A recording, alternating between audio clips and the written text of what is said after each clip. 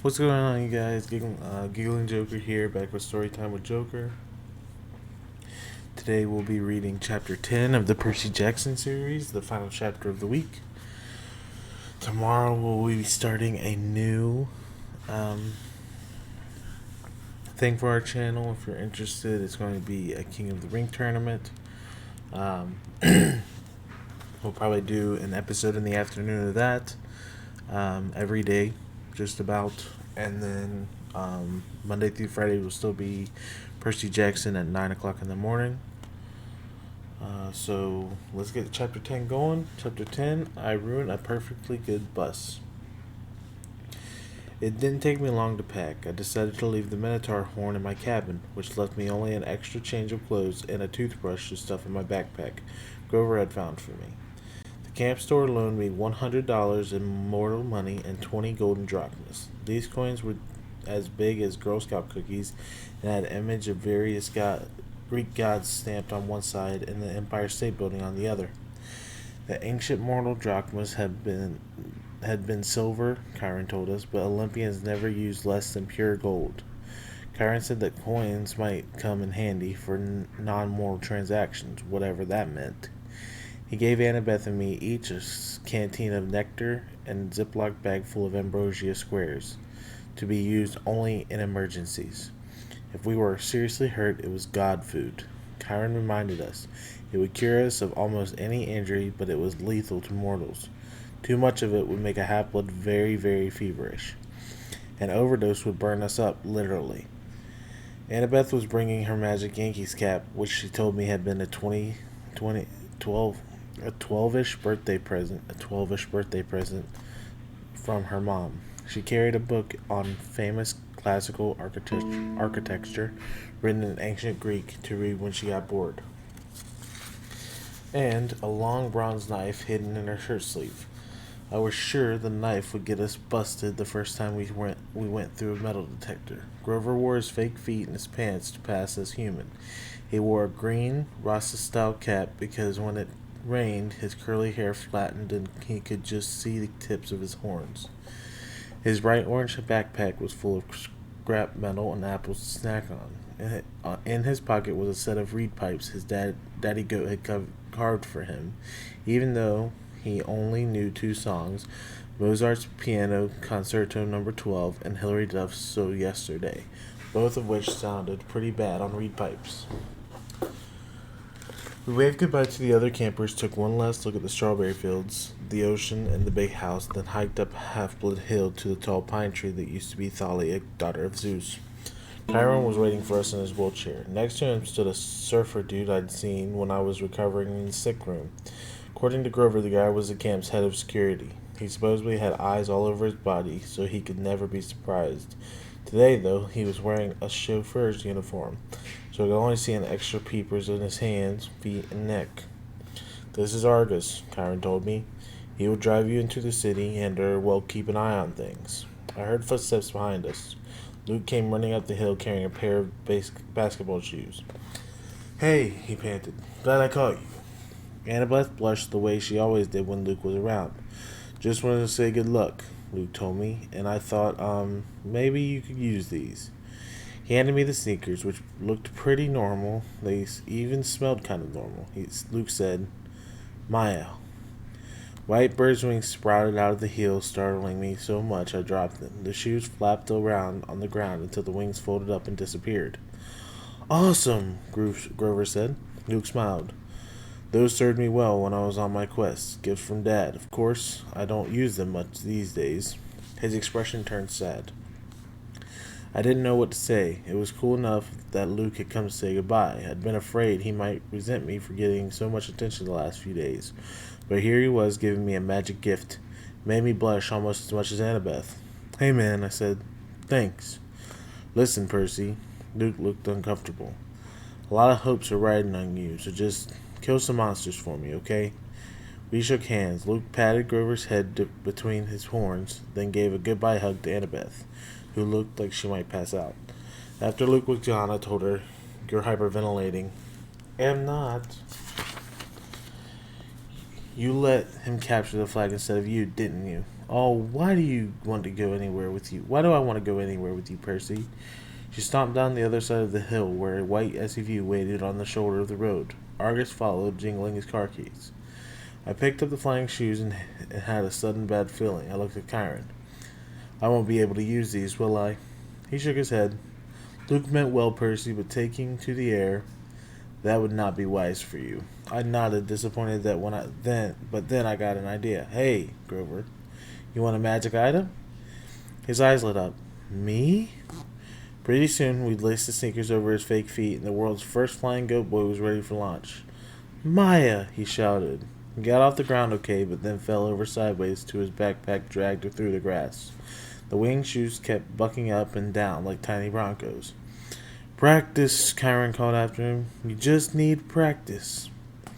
Ah! Grover went flying sideways down the hill like a possessed lawnmower, heading towards the van. Before I could follow, Kyron caught my arm. I should have trained you better, Percy, he said. If only I had more time. Hercules, Jason, they all got more training. That's okay. I just wish... I stopped myself before because I was about to sound like a brat. I was wishing my dad had given me a cool magic item to help on my quest. Something as good as Luke's flying shoes or Annabeth's invisible cap. What am I thinking? Kyron cried. I can't let you get away without this. He pulled a pen from his coat pocket and handed it to me. It was an ordinary disposable ballpoint, black ink, and removable cap. Probably cost 30 cents. Gee, I said. Thanks. Percy, that's a gift from your father. I've kept it for years, not knowing you were who I was waiting for. But the prophecy is clear to me now. You are the one.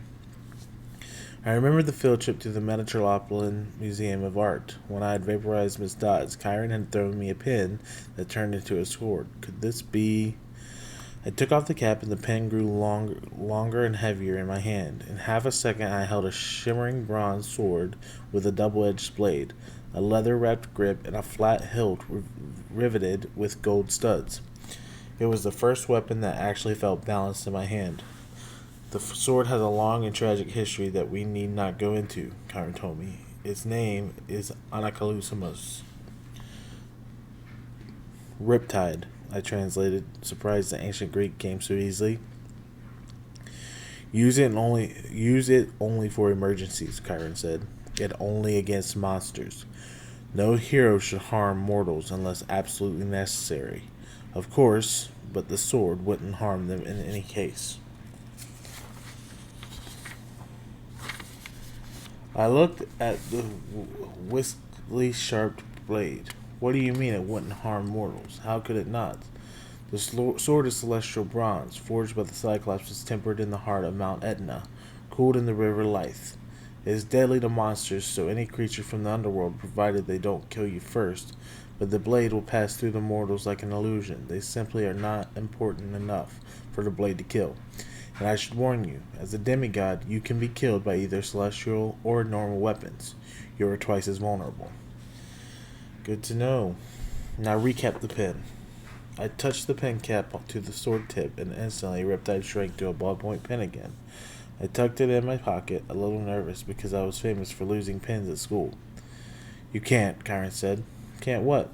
Lose the pen, he said. It is enchanted. It will always reappear in your pocket. Try it.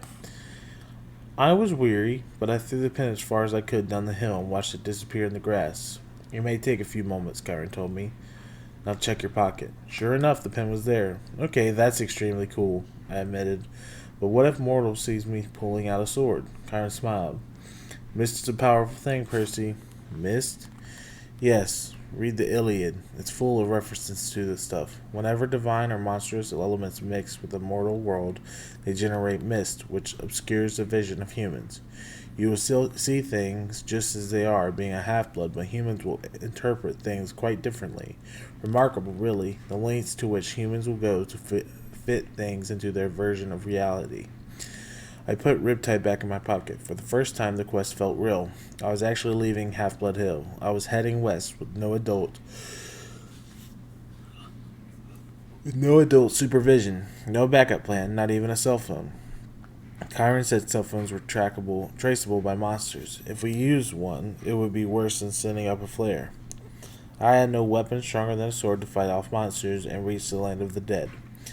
Chiron, I said, when you say the gods are immortal, I mean, there was a time before them, right?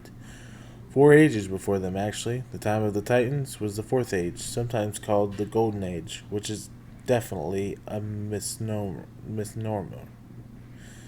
This, the time of Western civilization and the rule of Zeus, is the fifth age. So what is it like before the gods? Chiron pursed his lips. Even I am not old enough to remember that, child. But I know it was time of darkness and savagery for mortals. Kronos, the lord of the Titans, called his reign the Golden Age because men lived innocent and free of all knowledge. But that were mere propaganda. The Titan King cared nothing for your kind except as apparent appetizers or a source of cheap entertainment. It was only in the early region of Lord Zeus when Prometheus, the good Titan, brought fire to mankind that your species began to progress. And even then, Prometheus was branded a radical thinker. Zeus punished him severely, as you may recall. Of course, eventually the gods warned to humans and Western civilization was born. But the gods can't die now, right? I mean, as long as Western civilization is alive, they're alive. So even if I fail, nothing could happen so bad it would mess up everything, right? Karen gave me a melancholy smile. No one knows how long the age of the West will last, Percy. The gods are immortal, yes, but then so are the Titans. They still exist, less pain and punishment. Reduced in power, but still very much alive. May the fates forbid that the gods should ever suffer such a doom, or that we should ever return to the darkness and chaos of the past. All we can do, child, is follow our destiny. Our destiny, assuming we know what that is. Relax, Chiron told me. Keep a clear head, and remember, you may be about to prevent the biggest war in human history. Relax, I said. I am very relaxed. When I got to the bottom of the hill, I looked back under the pine tree and used to be Thalia, daughter of Zeus. Chiron was now standing in full horseman form, holding his bow high in salute. Just your typical summer camp send-off by your typical centaur. Argus drove us out of the countryside and into western Long Island. It felt weird to be on a highway again. Annabeth and Grover sitting next to me as if we were normal carpoolers. After 2 weeks at Camp Half-Blood, the real world seemed like a fantasy. I found myself staring at every McDonald's, every kid in the back of his parents' car, every billboard and shopping mall. So far, so good, I told Annabeth. 10 miles and not a single monster. She gave me an irritated look. It's bad luck to talk about that way, seaweed brain. Remind me again, why do you hate me so much? I don't hate you. Could have fooled me. She folded her cap of invisibility. Look, we're not supposed to get along, okay? Our parents are rivals. Why? She sighed. How many reasons do you want? One time my mom caught Poseidon and his girlfriend in Athena's temple, which is hugely disrespectful. Another time, Athena and Poseidon competed to be the patron god for the city of Athens. Your dad created some stupid saltwater spring for his gift. My mom created an olive tree. The people saw that her gift was better, so they named the city after her. They must really like olives. Oh, forget it. Now if she'd invented pizza, that I could understand. I said forget it.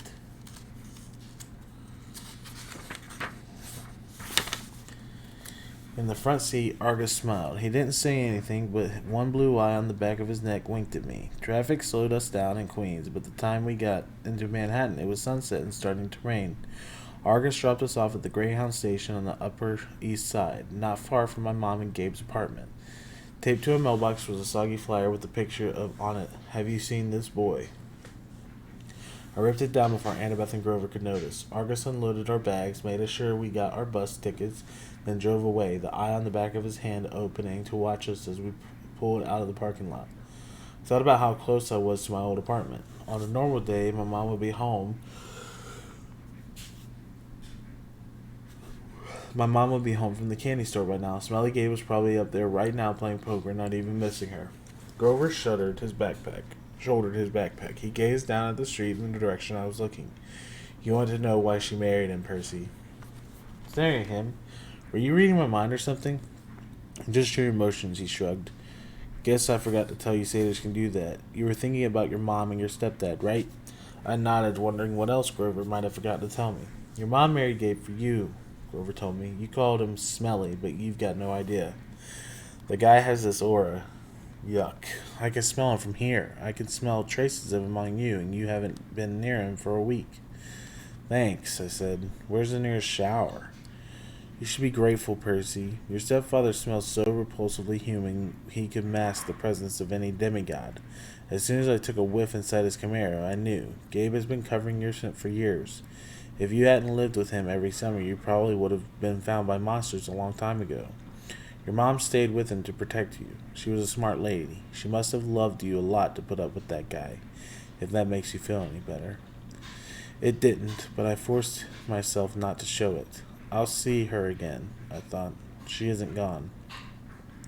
I wonder if Grover could still read my emotions mixed up as they were. I was glad he and Annabeth were with me, but I felt guilty I hadn't been straight with them. I hadn't told them the real reason I'd said yes to this crazy quest. The truth was, I didn't care about retrieving Zeus's lightning bolt or saving the world, or even helping my father out of trouble.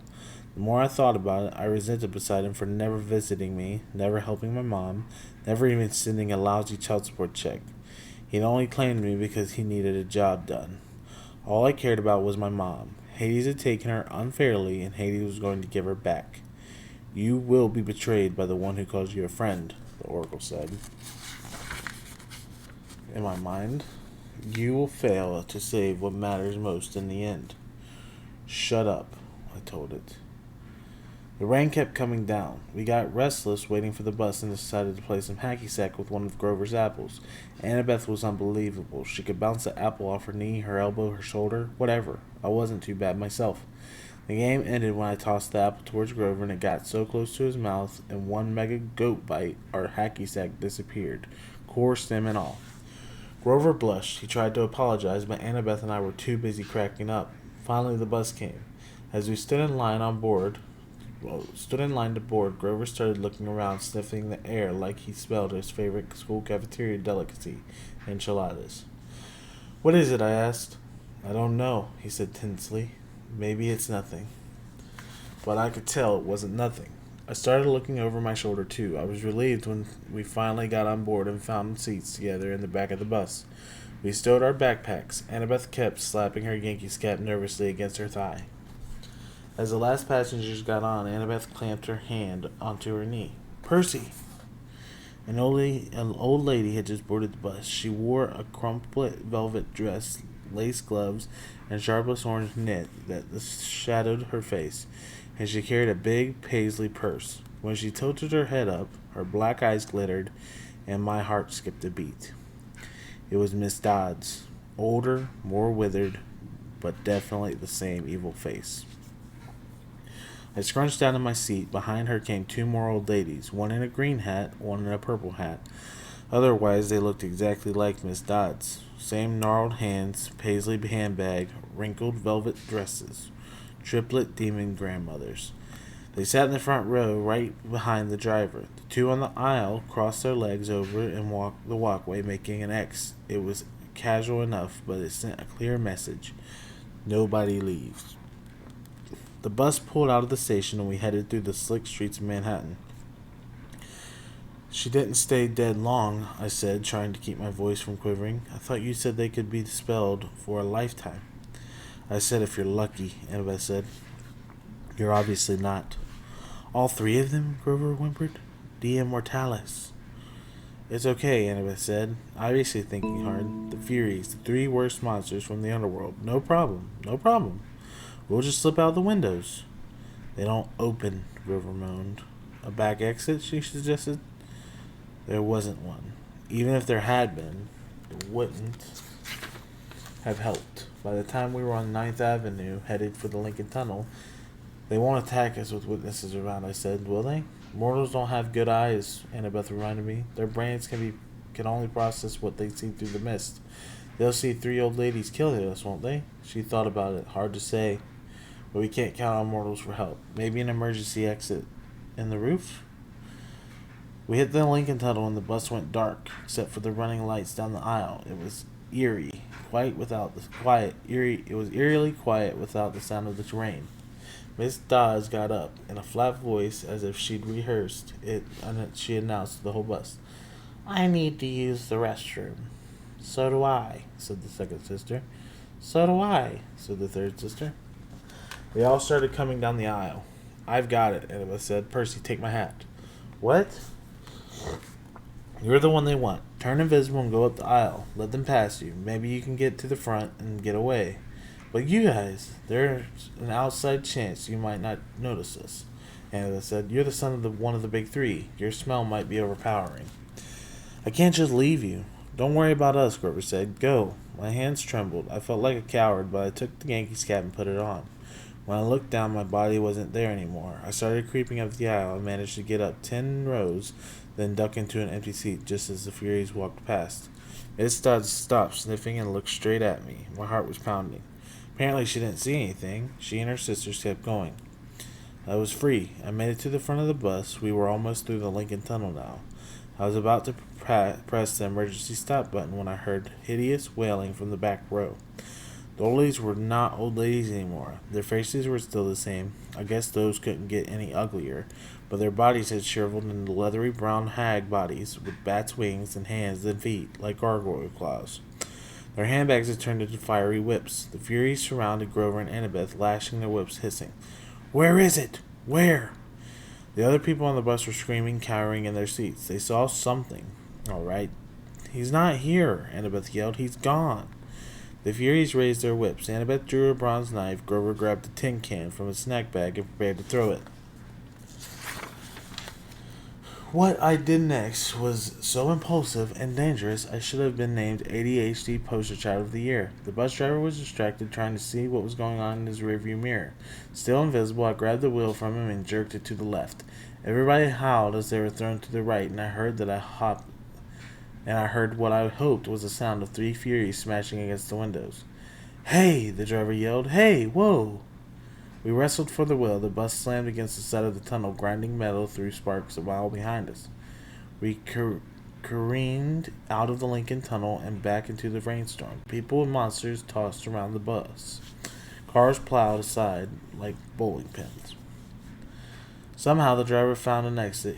We shot off the highway through half a dozen traffic lights and ended up barreling down one of the New Jersey rural roads where we can't believe there's so much nothing right across the river from New York. There were woods to our left, the Hudson River on our right, and the driver seemed to be veering towards the river. Another great idea. I hit the emergency brake. The bus wheel spun a full circle in the wet asphalt and crashed into a tree. The emergency lights came on, the door flew open, and the bus driver was the first one out, the passengers yelling as they scrambled after him. I stepped into the driver's seat and let them pass. The Furies regained their balance. They lashed their whips at Annabeth while she waved her knife and yelled in ancient Greek, telling them to back off. Grover threw tin cans. I looked at the open door. I was free to go, but I couldn't leave my friends. I took off the invisibility cap. "Hey!" The Furies turned, baring their yellow fangs at me, and the exit suddenly seemed like an excellent idea. Miss Dodds stalked up the aisle, just as she used to do in class, about to deliver my math test. Every time she flickered her whip, the flames danced along the barbed leather. Her 2 ugly sisters hopped on the top of the seats on either side of her and crawled toward me like huge, nasty lizards. "Perseus Jackson," Miss Dodds said in an accent that was definitely from somewhere further south in Georgia, "you have offended the gods. You shall die."